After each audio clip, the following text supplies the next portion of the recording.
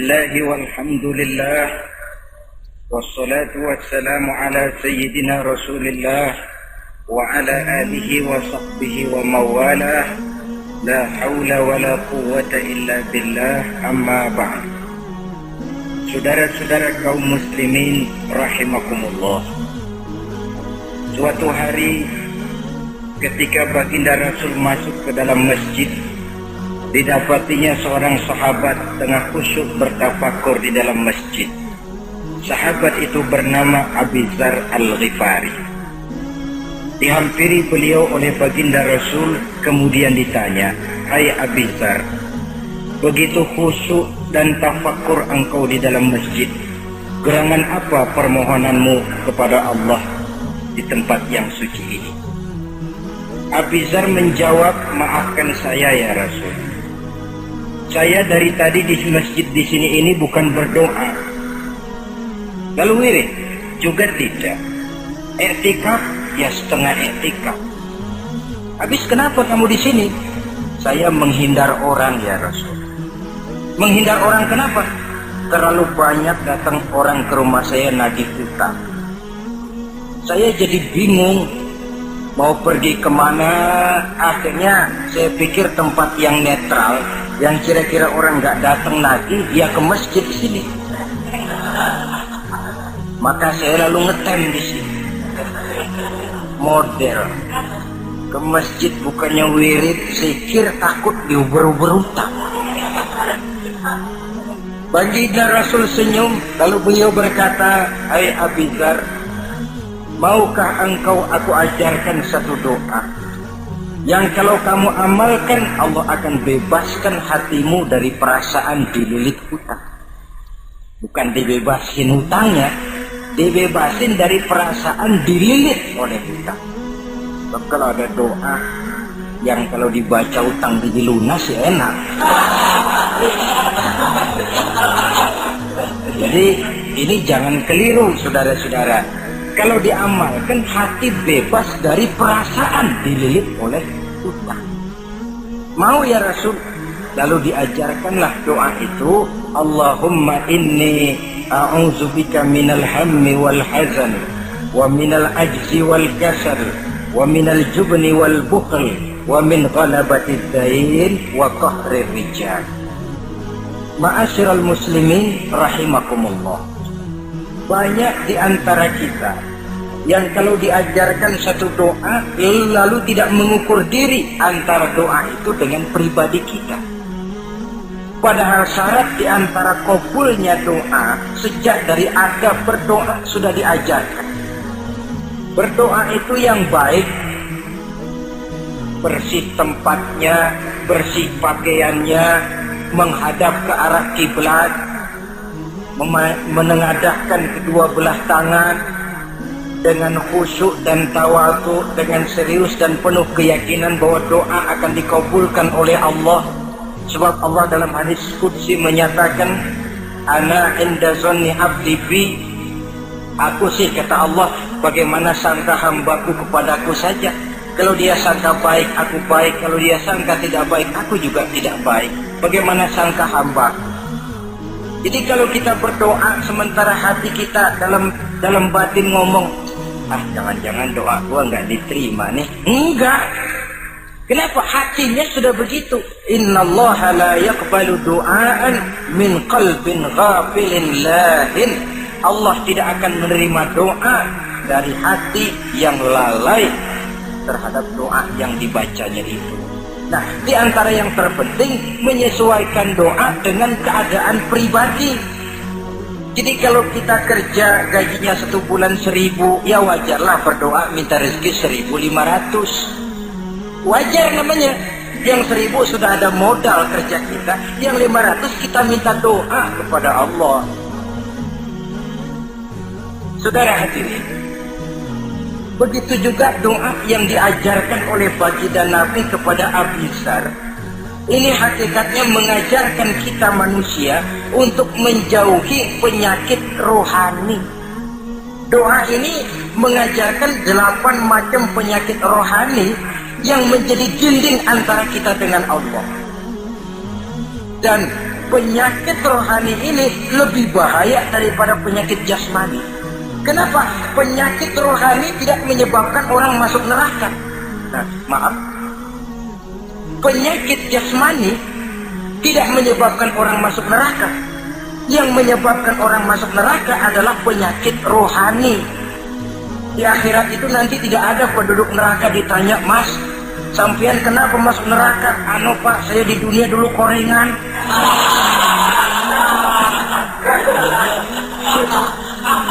Itu korengan, liver, ginjal, darah tinggi, jantung, paru-paru basah, bengek, ampek.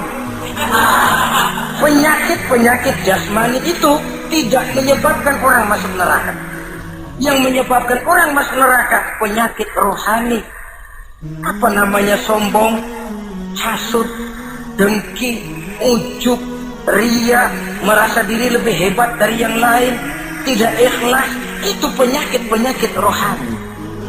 Maka di dalam doa yang diajarkan kepada Abi Dzar dan hakikatnya diajarkan kepada kita semua, Nabi menjelaskan 8 penyakit rohani. Saya sampaikan ini pada pertemuan kali ini karena sekarang penyakit rohani jarang mendapat perhatian. Sedangkan penyakit jasmani, anak kita pilek dikit pun sudah berangkat kita ke dokter spesialis anak. Kita pusing sedikit pun sudah berangkat kita ke dokter. Tapi rohani kita menjerit, batin kita menangis. Kadang-kadang kita pura-pura tidak tahu. Apa penyakit rohani yang ada dalam doa ini? Pertama, a'udzubika minal ham. Aku berlindung kepadamu ya Allah daripada sifat ragu-ragu. Sifat ragu-ragu penyakit batin. Apa yang bisa dikerjakan oleh orang yang selalu ragu-ragu? Bahwa sebelum bekerja harus menimbang, itu perlu. Tapi kalau cuma tiap hari menimbang, kapan memutuskan? Orang sudah kemana-mana, kita masih main timbangan. Maka orang yang ragu-ragu hakikatnya orang yang sudah mengukur sebelah kakinya sebelum berangkat. Iya, tapi kalau kita nanti jadi salah kan lebih baik nggak usah berbuat. Keliru. Salah karena berbuat lebih baik daripada tidak pernah salah karena tidak pernah berbuat. Saudara salah tapi berbuat masih lebih baik daripada tidak pernah salah karena tidak pernah berbuat. Saudara baca Quran salah lebih baik daripada nggak pernah salah karena nggak pernah baca Quran. Gua nggak pernah salah dong baca Quran. Bacanya kapan? Nggak pernah. Ya paham. Oh nggak pernah baca, kapan mau salah? Saudara hadirin yang saya muliakan, dan orang sering bilang kegagalan pada hakikatnya adalah keberhasilan yang tertunda. Jadi kalau kita gagal hari ini, besok kita harapkan tidak akan gagal. Gagal besok masih ada hari lusa. Bagaimanapun usaha, kemauan adalah processing. Apalagi usaha untuk memperoleh sesuatu yang bernilai tinggi, bermutu mulia, panjang jalannya, banyak akibatnya, besar godaannya. Processing untuk mencapai sesuatu yang mulia itu prosesnya tidak sekali jadi kayak orang makan cabai. Itu hari dikeletak, itu hari terasa pedesnya. Untuk mencapai sesuatu yang mulia, panjang jalannya, banyak akibatnya, besar godaannya. Tapi bangunan bagaimanapun tingginya harus dimulai dari pondasi pertama. Cita-cita bagaimanapun luhurnya harus dimulai dari langkah pertama yang walaupun kelihatannya sepele tapi sudah merupakan pondasi ke arah yang lebih tinggi. Kadang-kadang kita ini kan inginnya yang serba cepat, seolah-olah sesuatu yang mulia itu bisa datang lewat proses simsalabim, abracadabra. Lalu yang kita mau terwujud di depan kita, alangkah mudahnya. Dan dari kegagalan-kegagalan akan lahir pengalaman. Dan pengalaman, kata orang Kulon, experience is the best teacher. Pengalaman adalah guru yang paling bijaksana. Kalau adik kita jalan di tempat licin, jatuh, besok dia lewat situ lagi, gak usah dipesen juga dia pasti hati-hati. Kenapa? Pengalaman. kemarin kau lihat sini jatuh, sekarang harus hati-hati.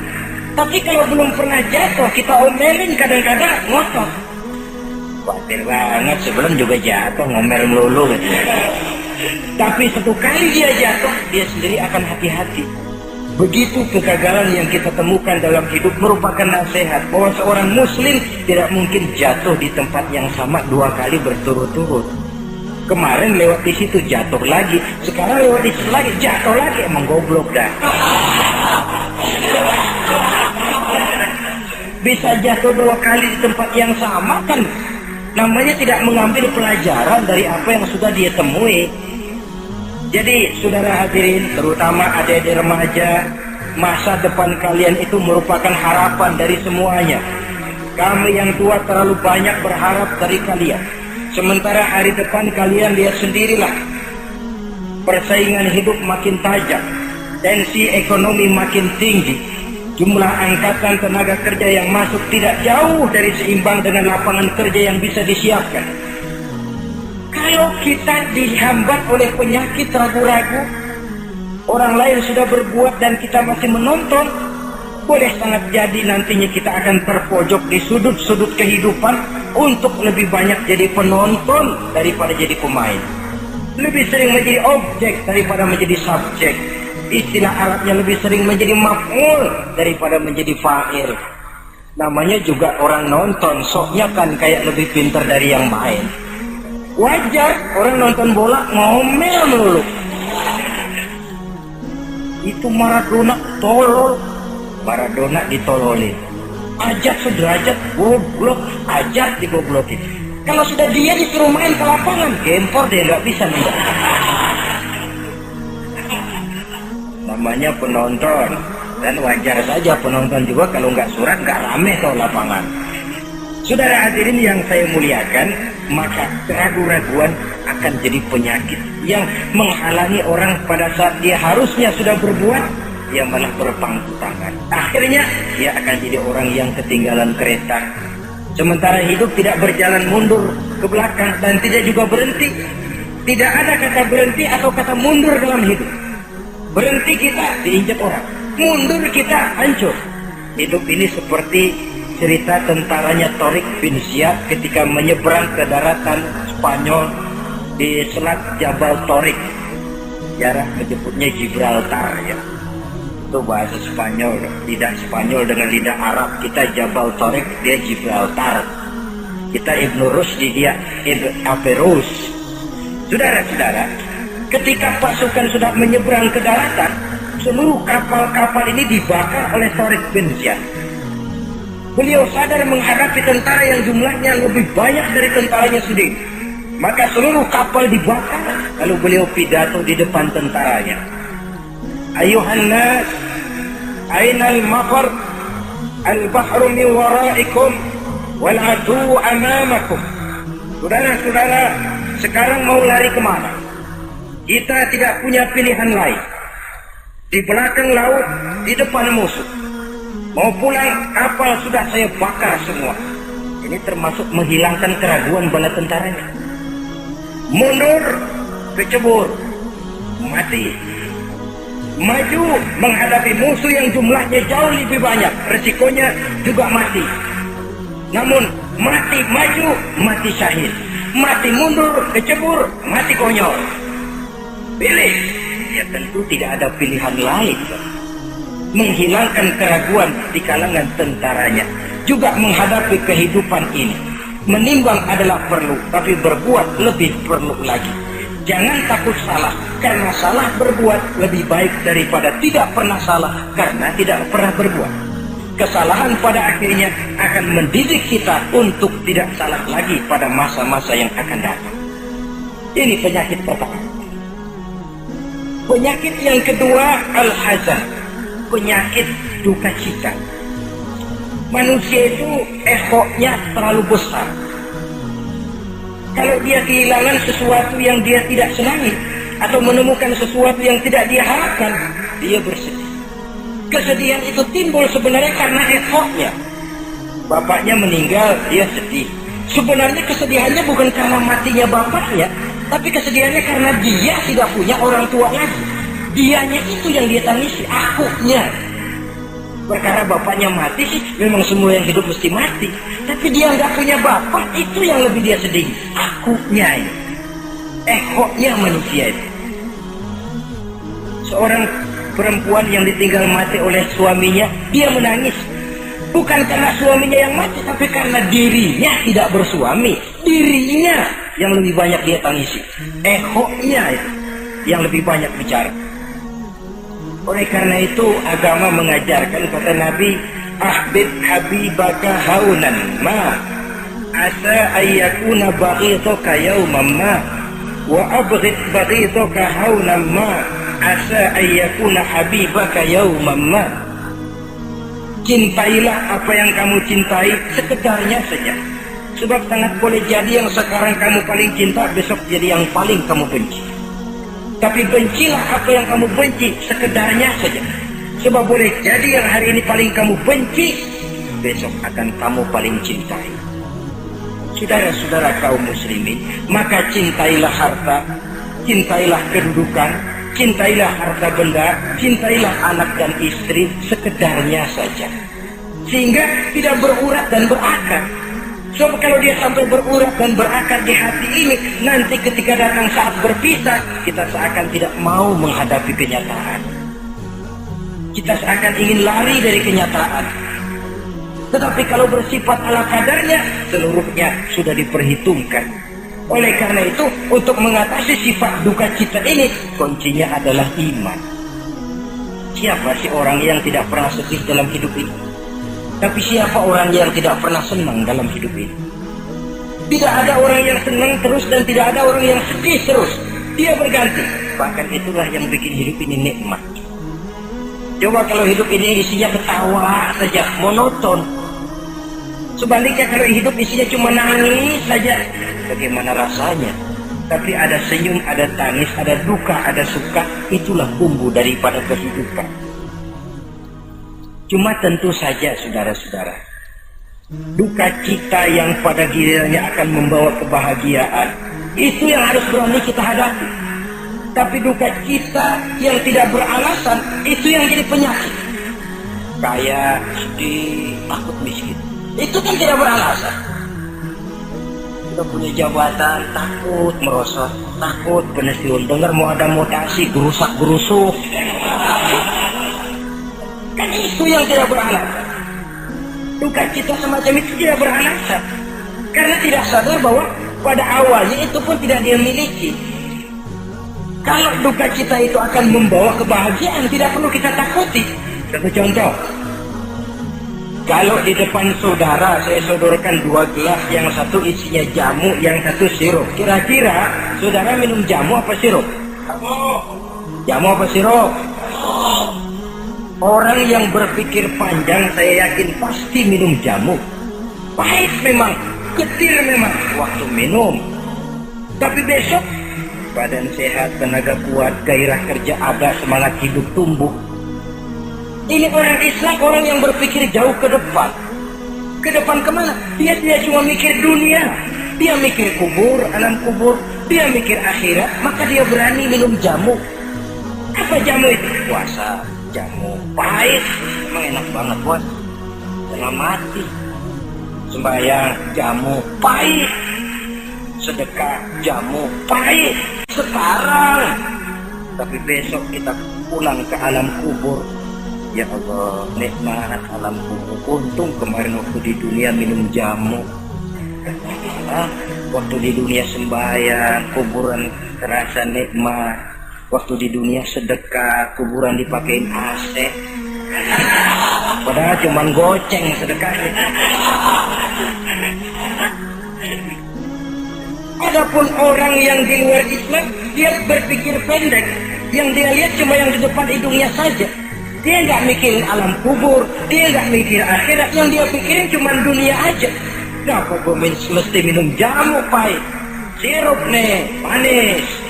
Dia minum sirup manis memang waktu minum, tapi besok bibir mancung, bengkak, sariawan itu.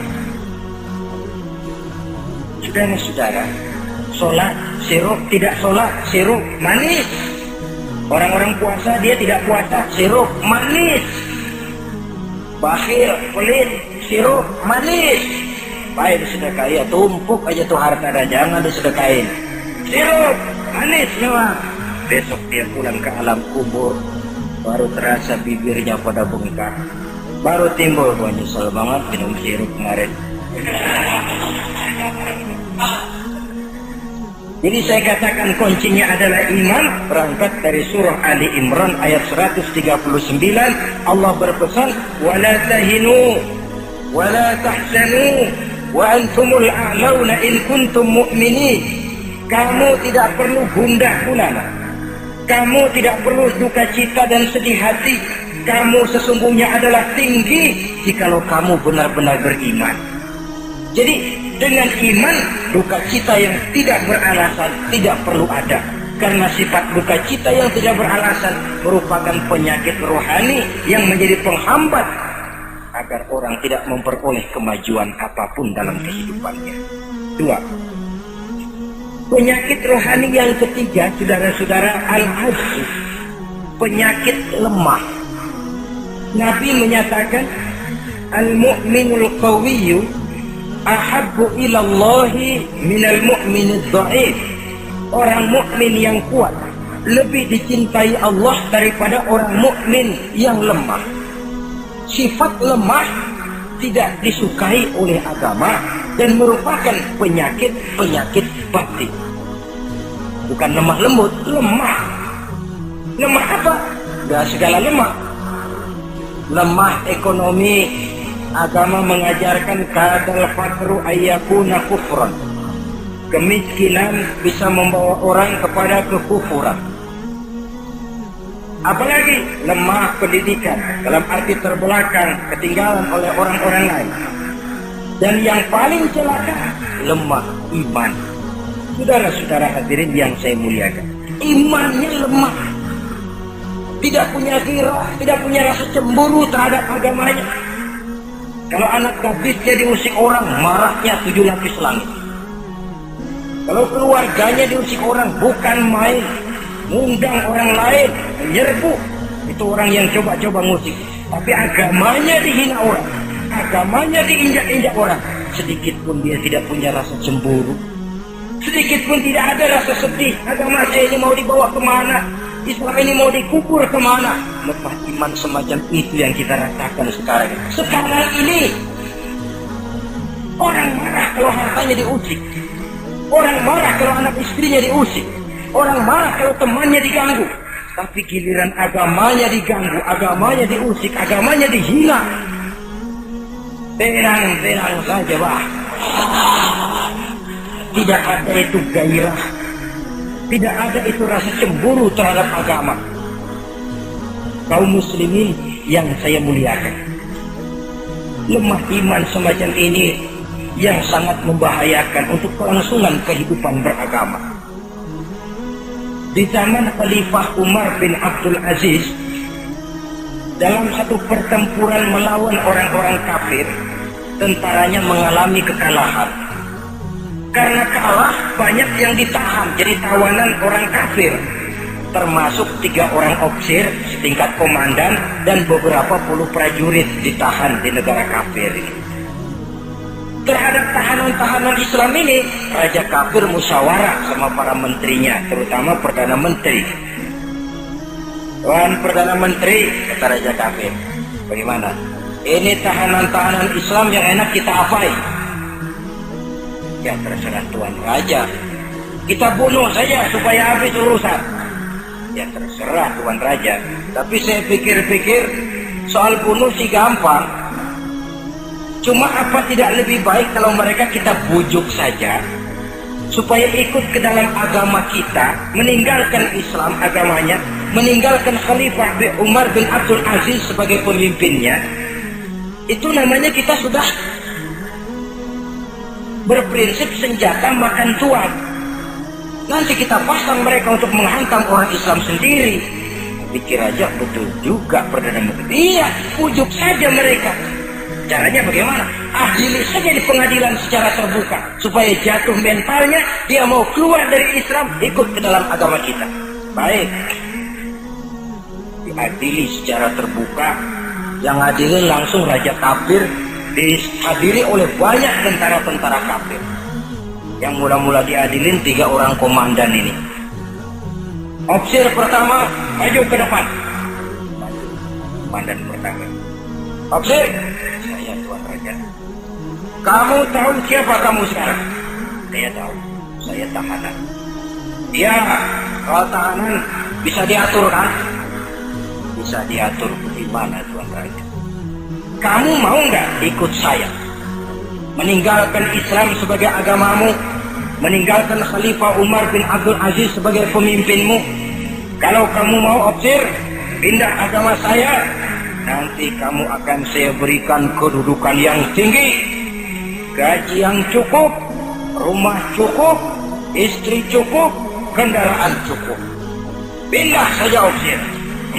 Tuan Raja, bagaimana? Apa Tuan kira selama ini saya berjuang karena mencari kedudukan, mencari harta, mencari tanda jasa? Tidak Tuan Raja. Saya berjuang di bawah bendera Khalifah Umar bin Abdul Aziz li'i'la'i kalimatillah, untuk menegakkan kalimat Allah. Saya tidak akan tergiur dengan tawaran Tuan Raja. Kamu gila ya? Ya.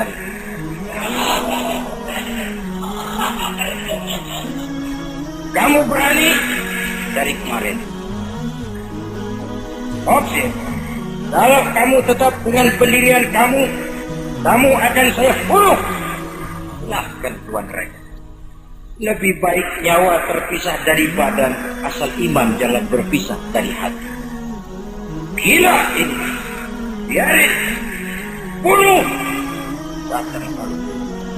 Pancung kepalanya, putus lehernya, dengan badannya pisah. Jatuh kepala itu ngegelinting ke bawah, mutar kepala itu kayak orang tua sambil ngaji baca Quran. Tinggal kepalanya saja, bisa dengan badan masih sempat ngaji. Sampai Raja kafir bingung, minggir, ini ada kepala ngaji.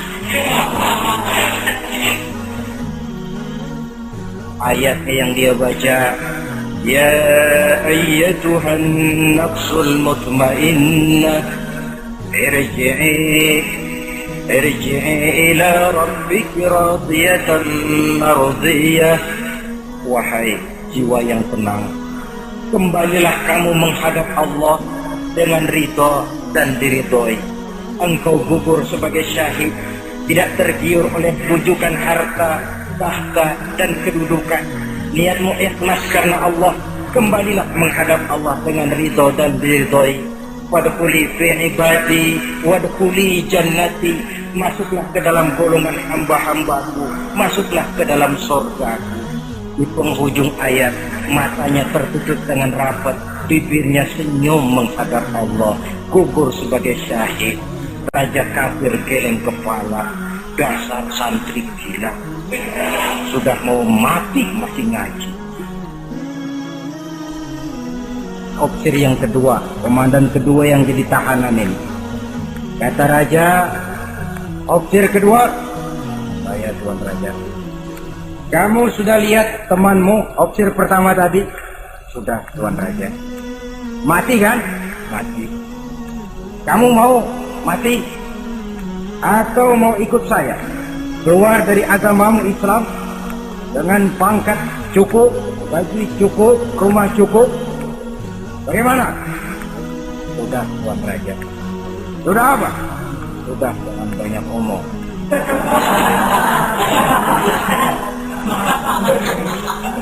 Maksud kamu bagaimana? Saya sudah tidak sabar pengen nyusul teman saya yang barusan Tuan Raja. Saya tidak sanggup bayangkan bagaimana dia disambut oleh para bidadari di surga, disambut oleh para malaikat dengan ramah tamah, menikmati kehidupan di alam yang penuh dengan keriduan. Oh Tuan Raja, sudah jangan banyak omong, kalau mau potong saya.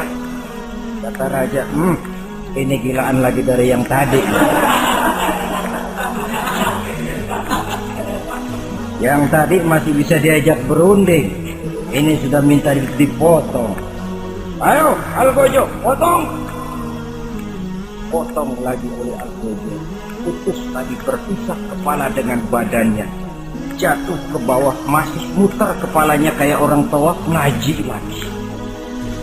Ayatnya yang dia baca, wujuhu yawma izin nadhirah, wujuhu yawma izin nadhirah, ila rabbiha nazirah.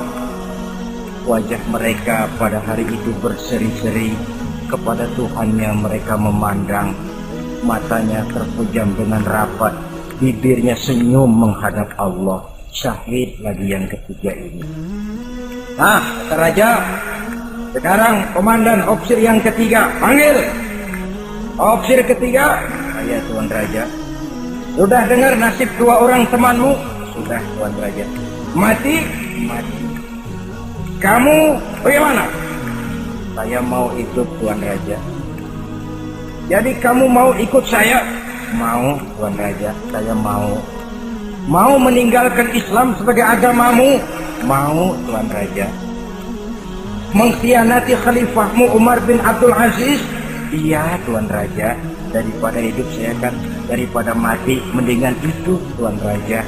Daripada nggak punya apa-apa kan mendingan punya apa-apa. Baik, baik. Nanti saya musyawarah sama Perdana Menteri, kamu saya angkat jadi pejabat tinggi. Baik Tuan Raja. Akhirnya Raja musyawarah. Perdana Menteri, saya Tuan Raja. Ini opsir ketiga baik ini, mau ikut kita keluar dari Islam. Kita angkat jadi apa dia? Itu sih urusan Tuan soal angkat mengangkat. Cuman saya pikir-pikir kok aneh Tuan Raja. Aneh bagaimana? Ini opsir ketiga ini kok mau ya meninggalkan agamanya. Mau mengkhianati saudaranya sendiri. Saudaranya sebangsa, setanah air, seiman, sekeyakinan, hanya karena ditawari oleh kedudukan mau dia khianat. Orang itu kalau sudah mau mengkhianati bangsanya sendiri Tuan Raja, apalagi bangsa lain. Sekarang ini dia sopan sama kita karena kepengen selamat. Nanti kalau ada kesempatan, bukan kita yang ditikam dari belakang, senjata makan Tuan. Jadi menurut kamu bagaimana Perdana Menteri? Menurut saya opsir ketiga ini komandan bejat. Masa orang bejat jadi pejabat, rusak rakyat. Malah orang dua yang mati itu orang bagus, punya prinsip, punya pendirian, nyawa taruhannya iman tidak goyah. Itu malah kalau bisa yang dua itu dihidupin lagi. Orang punya pendirian, ya hidupin itu gimana udah kadung mati? Tidak bisa. Jadi yang ketiga ini gimana? Kalau menurut saya yang ketiga ini bunuh saja Tuan Raja. Ngapain miara orang bahaya? Bunuh saja. Bunuh, bunuh. Iyalah kalau begitu bunuh saja. Betul juga kamu. Sidang dibuka kembali. Opsir ketiga, gimana Tuan Raja? Saya diangkat jadi apa? Kamu nggak diangkat. Nggak diangkat gimana? Kamu opsir bejat. Kok bejat? Iya. Agamamu saja kamu mau tinggalkan, saudaramu sebangsa setanah air mau kamu khianati, apalagi kami yang orang lain bangsa dengan kamu. Kalau ada kesempatan kami akan kamu tikam dari belakang. Jadi saya gimana? Kamu dibunuh. Bunuh. Bunuh. Yang aja. Bunuh. Yalah, bunuh. Tapi saya mau Islam lagi ah. Tadinya saya mau keluar dari Islam, saya pikir dapat kedudukan tinggi kalau dibunuh juga. Iyalah bunuh, tapi saya tak Islam lagi. Terserah mau Islam mau tidak, pokoknya bunuh. Iya, saya mau Islam lagi. Cepat. Iya. Kalau mengucap dua kalimat syahadat mau Islam lagi. Macet beda. Ayo cepat. Iya Pak. Asyhadu Ayo cepat. Iya Pak, asyhadu Tidak bisa. Sampai goloknya Al-Qudu keburu sampai ke lehernya. Putus leher itu, pisah kepala dengan badan. Jatuh kepalanya ke bawah. Dia bekas orang Islam, masih bisa ngaji. Ngaji juga. Cuma ayat yang dibacanya lain sama yang dibaca dua temannya tadi. Ayat yang dia baca begini, afaman haqqat alaihi kalimatul azab apa anta tunkizu man finnar. Orang yang sudah memang akan mendapat vonis azab di neraka, bisakah kamu menyelamatkan mereka dari azab yang sangat pedih? Bertahun-tahun dia berjuang untuk Islam di bawah kepemimpinan Umar bin Abdul Aziz dengan niat li'i'la'i kalimatillah. Tapi di akhir perjuangannya dia tergoda oleh harta dan kedudukan. Dia keluar dari Islam dan dikala itu ajal datang merenggut nyawa, dia mendapat su'ul khatimah, matinya ke dalam neraka. Na'udzubillah min. Ini termasuk lemah iman, saudara-saudara. Dan itu penyakit yang bahaya. Biar lemah ekonomi, biar lemah pendidikan, kalau iman kuat, insya Allah masih ketolong. Tapi biar ekonomi kuat, pendidikan kuat, iman lemah, malah yang kuat tadi akan menghancurkan nilai iman yang lemah itu tadi.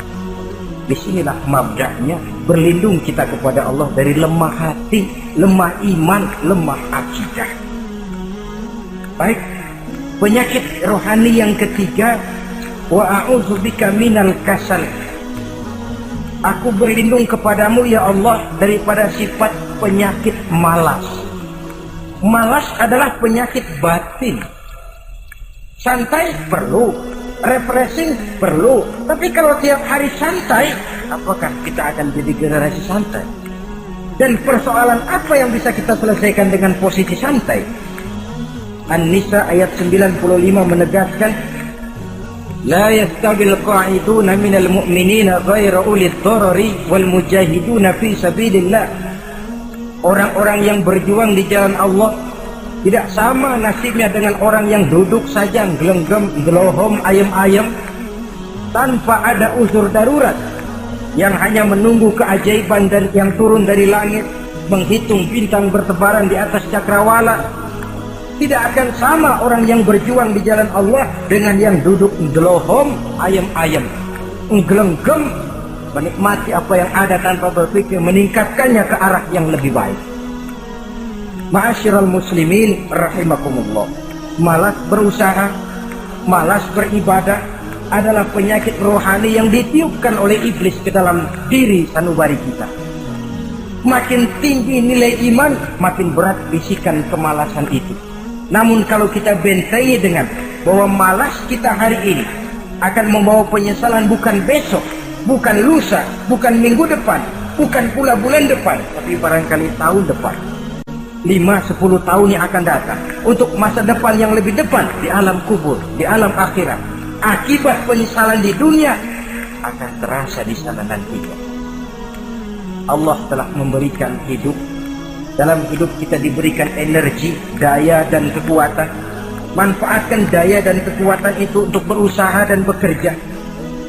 Allah tidak suka kepada orang yang bermalas, berpangku-pangku tangan, menunggu keajaiban dari langit sambil berleha-leha. Allah suka kepada orang yang bekerja keras, karena seluruh rasul bekerja keras, seluruh para nabi bekerja keras.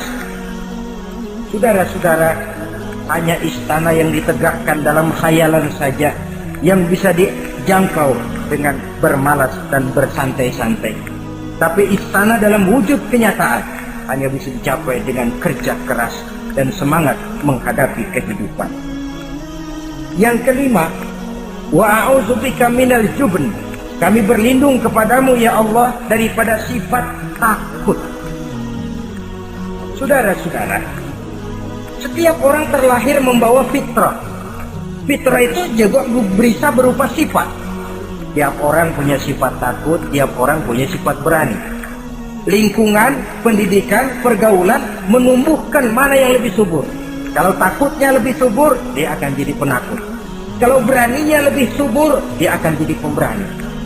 Masalahnya sekarang kapan kita harus berani, kapan kita mesti takut, kan itu saja. Oh, semua orang punya sifat berani, sebagaimana semua orang punya sifat takut, itu real. Tapi kapan kita harus berani, kapan kita harus takut? Agaknya surah An-Nisa ayat 77 cukup menjadi sindiran.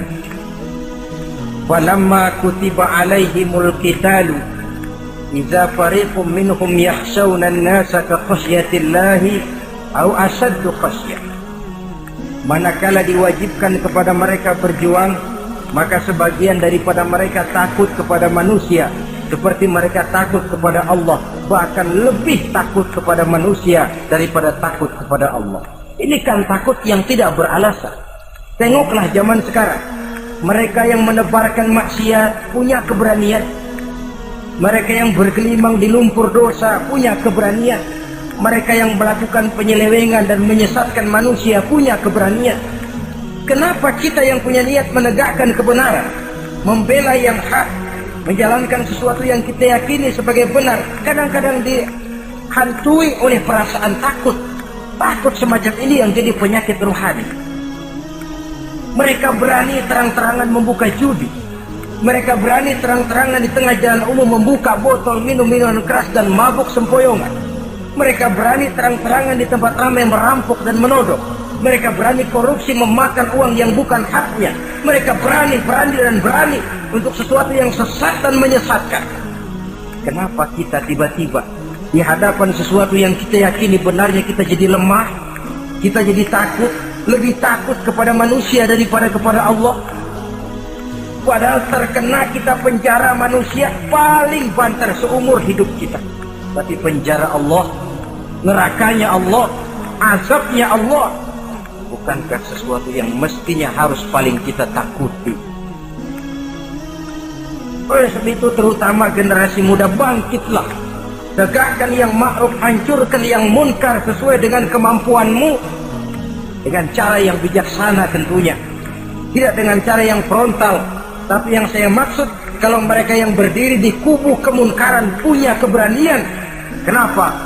Kenapa kita yang berdiri di atas yang hak dan benar kadang ragu kalau kita tidak takut sama sekali? Saudara-saudara kaum muslimin rahimakumullah, oleh karenanya kita takut, memang takut kalau harus melanggar perintah Allah. Kita harus berani pada saat kita merasa melaksanakan apa yang diperintahkan Allah, berani terhadap melaksanakan perintahnya, takut kalau sampai melaksanakan larangannya. Jadi ada waktunya kita berani, ada waktunya kita takut. Dengan demikian, sifat penakut ini menjadi handicap, menjadi penghalang yang menghalangi kita daripada kemajuan dan kemajuan. Iya, Islam sih Islam, Pak. Tapi kalau nanti saya dipecat, anak saya makan apa, Pak? Islam sih Islam, Pak. Tapi ini risikonya, Pak. Bukankah Nabi sendiri pernah memang memperingatkan, sayati ala ummati zamanun al-qabidu ala dinihi kal-qabid ala al-jamrah. Akan datang satu masa di tengah umatku di mana pada masa itu orang yang konsekuen dan teguh memegang agama seperti memegang bara di tangan.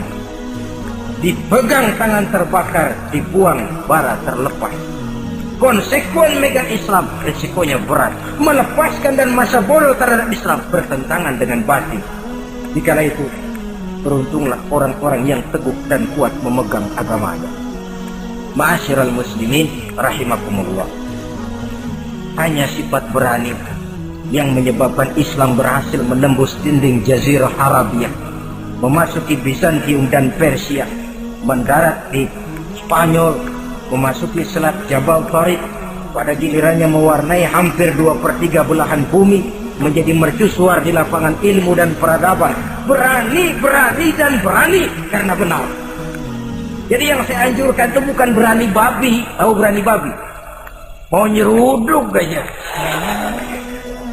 Berani yang tanpa perhitungan itu berani babi namanya, nyeruduk aja.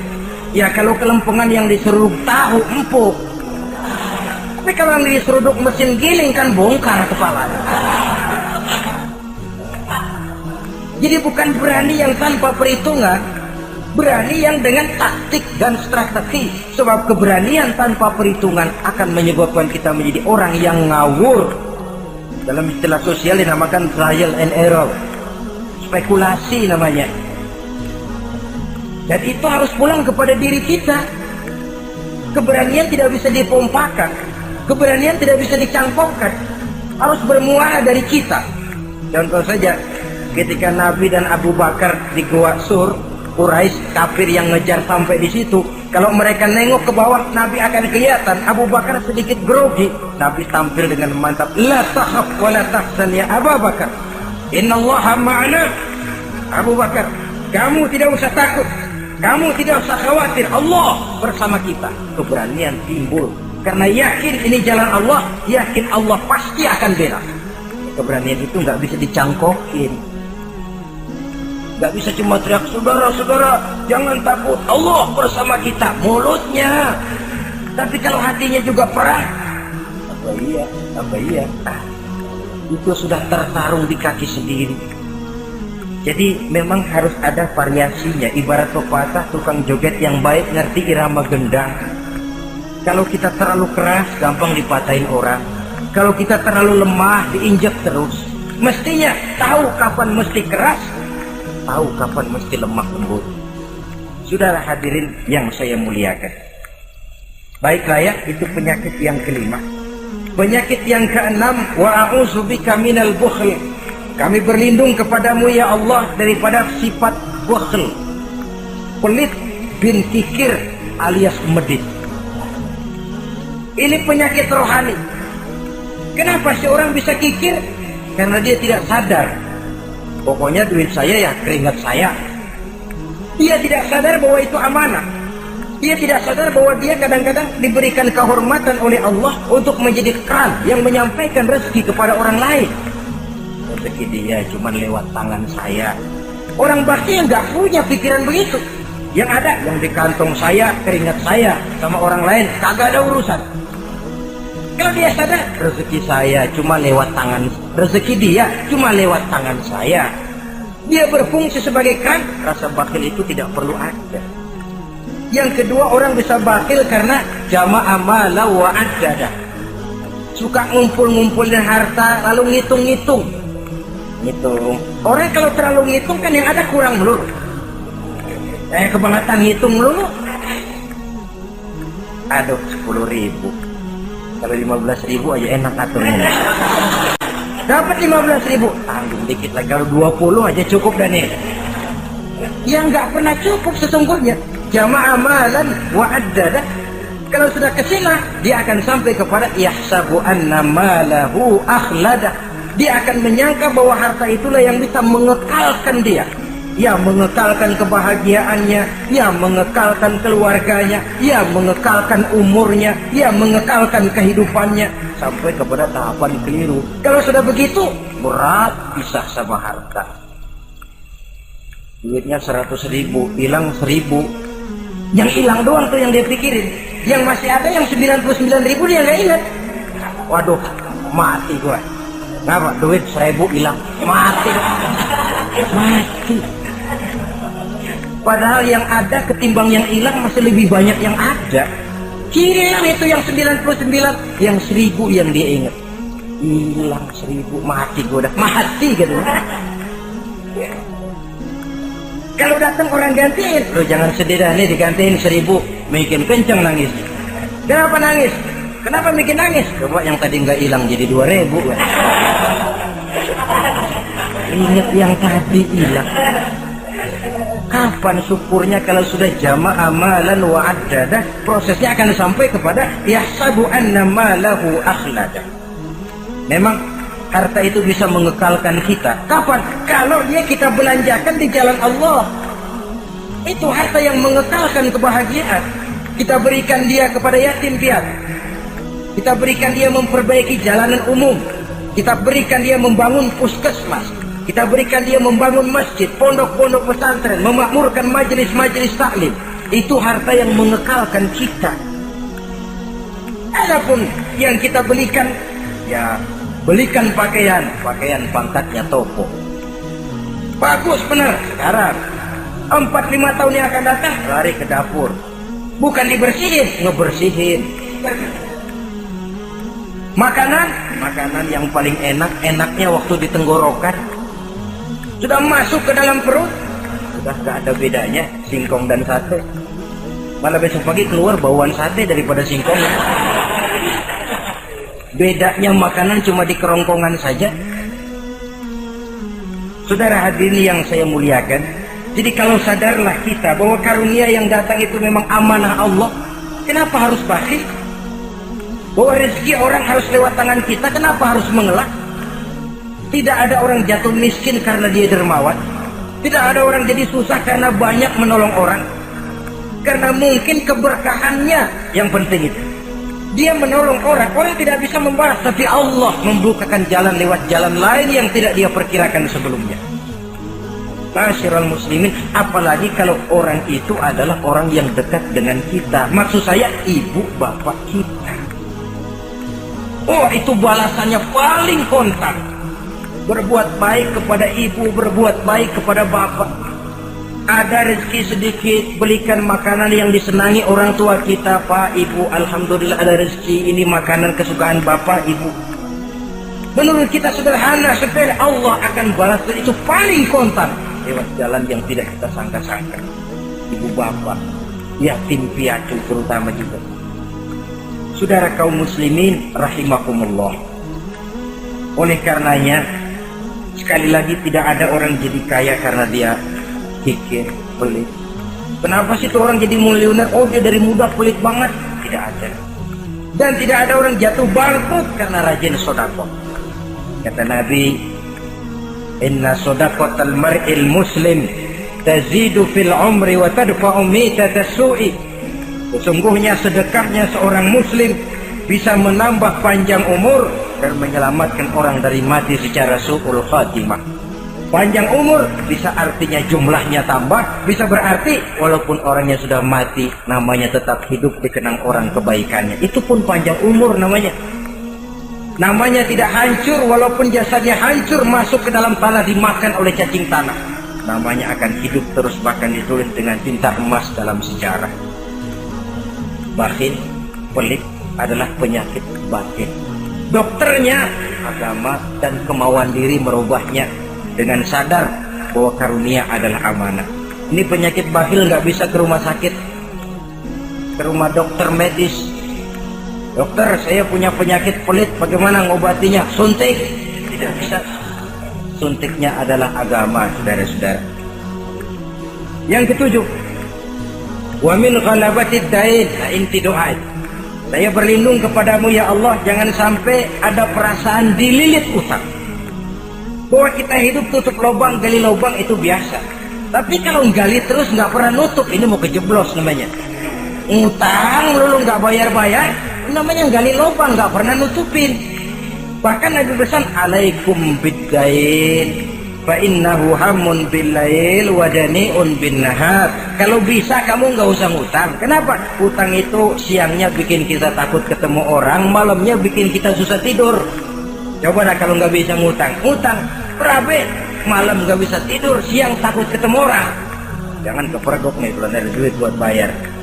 Jalan ke sono, takut ketemu. Jalan kemari, takut ketemu. Akhirnya nggak kemana-mana, ngumprak di rumah. Tetapi adat hidup, saudara-saudara, apalagi kita yang ekonomi menengah ke bawah, biasa adat hidup itu tutup lubang gali lubang, saling menerima, saling memberi. Tapi yang diajarkan oleh agama, oke, gali lubang silakan, asal bisa nutupin. Kalau tiap hari gali lubang dulu, kan kejeblos akhirnya. Oleh karena itu, apalagi hutang ini menyangkut hukukul adami, hak manusiawi. Itu di akhirat nanti ya, taubatnya lebih sulit. Kalau saudara dosa kepada Allah, taubatnya cuma 3 syaratnya. Nyesal, berjanji tidak akan mengulangi, meninggalkan perbuatan jahat. Tapi kalau menyangkut hak manusia, syarat taubatnya 4. Saudara mencuri sendal, syarat taubatnya nyesal, berjanji tidak akan mengulangi lagi, meninggalkan perbuatan mencuri, lalu yang keempat, sendal orang pulangin. Atau minta maaf dan minta ridho dari yang bersangkutan. Sebab ini menyangkut hukukul adami, hak manusiawi. Nggak bisa saudara nyolong sendal, taubat langsung kepada Allah, taubat Tuhan, nggak lagi-lagi nyolong sendal. Tapi sendal orang dibekap terus, ya belum. Nah, termasuk masalah hutang ini. Ma'asyiral muslimin rahimakumullah. Jadi silahkan gali lubang, asal ada kemungkinan untuk nutup. Dan pada saat kesempatan untuk nutup datang, tutup dulu supaya besok bila bisa gali lagi. Kita kadang-kadang kalau ngutang begitu datang rezeki aja giliran mau bayar. Rasanya kan berat. Masih ada keperluan lain. Datang yang lagi anu aja dah bang, tar. Datang lagi sok. Datang lagi tar. Datang lagi sok. Kalau tar sok saja nembak terus, ya kapan-kapan mau kita bisa tutup itu lubang. Ma'asyiral muslimin rahimakumullah. Yang terakhir, penyakit batin wa qahrir rijal. Kami berlindung kepada-Mu ya Allah, jangan sampai kami hidup di bawah bayang-bayang orang lain.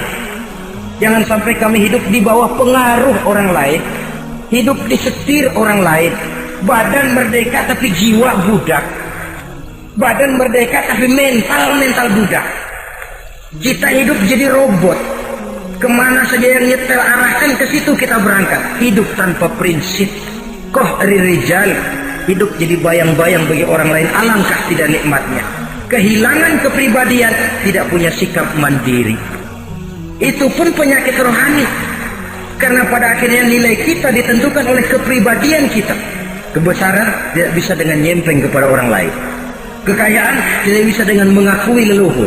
Pribadi kita, sepanjang kita masih hidup di bawah bayang-bayang orang lain, sepanjang itu kita tidak akan pernah punya kepribadian. Dan bila kita tidak punya kepribadian, maka orang tidak akan pernah mencatat kita dalam kehidupan. Nah, inilah pertemuan kita yang singkat. Mudah-mudahan ada manfaatnya. Terima kasih dan mohon maaf. Wassalamualaikum warahmatullahi wabarakatuh.